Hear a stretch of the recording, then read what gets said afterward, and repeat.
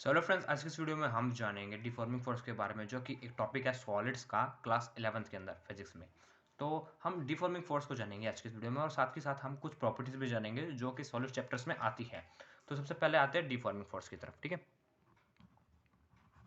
Deforming force.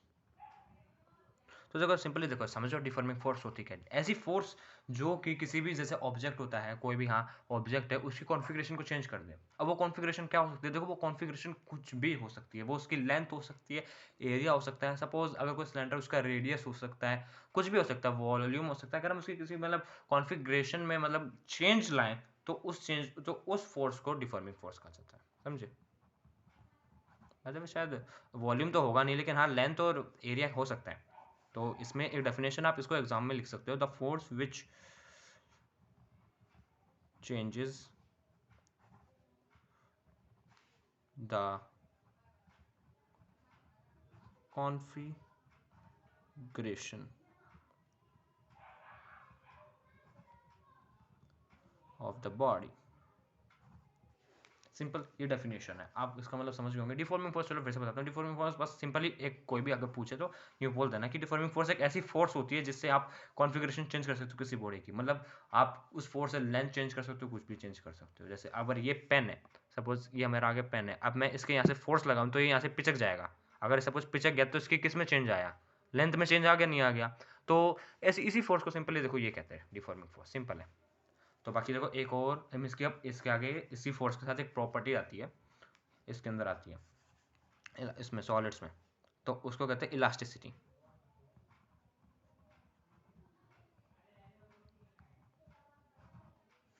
तो elasticity देखो क्या प्रॉपर्टी होती है। सपोज एक जैसे कोई बॉडी है, उसके ऊपर अगर डिफॉर्मिंग फोर्स लग रही है, तो उसका जो शेप चेंज हुआ ना, तो अगर वो बॉडी उस जो अपना ओरिजिनल शेप है उसको अगर रीगेन कर लेती है, तो उस प्रॉपर्टी को इलास्टिसिटी कहते हैं। जैसे कि ये ऑब्जेक्ट है पेन, समझ रहे हो? जैसे ये ऑब्जेक्ट है, अब मैंने इसके यहाँ से फोर्स लगाया तो ये पिचक गया, है पिचक गया।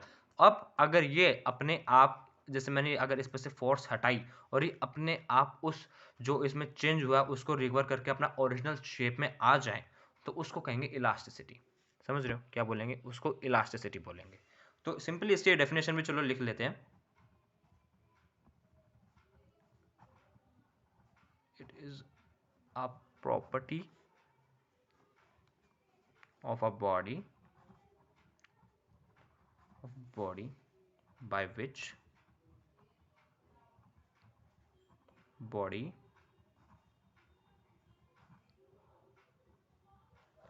regain its body shape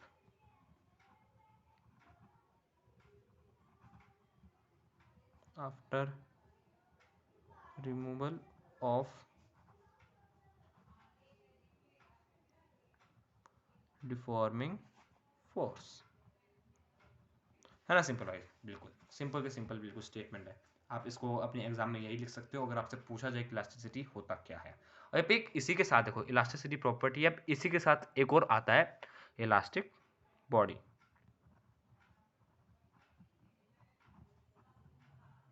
simple एक इलास्टिक बॉडी आता है, एग्जाम में पूछा जाता है। तो सिंपली देखो इलास्टिक बॉडी हुआ क्या, कि इलास्टिक बॉडी सिंपली वो एक वैसी बॉडी होती है जो कि अपना जो ओरिजिनल शेप है उसको रिगेन कर ले। सिंपल ये प्रॉपर्टी है उस बॉडी की, और जो बॉडी रिगेन कर सकती है तो उसको इलास्टिक बॉडी कहा जाता है। सिंपल। तो बाकी देखो इसमें जो यहाँ से क्या नाम है, बाय विच, ये बिल्कुल मतलब विच से तो बिल्कुल सेम है, बिल्कुल सेम। ठीक है, तो आपको बस देखो इतना लिखना है, इसमें डेफिनेशन भी आपको थोड़ी सी लिखनी है। It is that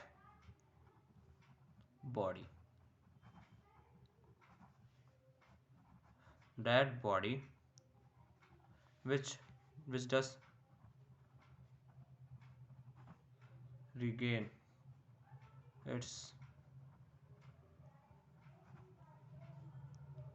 original shape। उसके बाद तो सबको बताया आफ्टर ये लिखना है, after removal of deforming for. Simple है भाई लोग, ठीक है। तो आप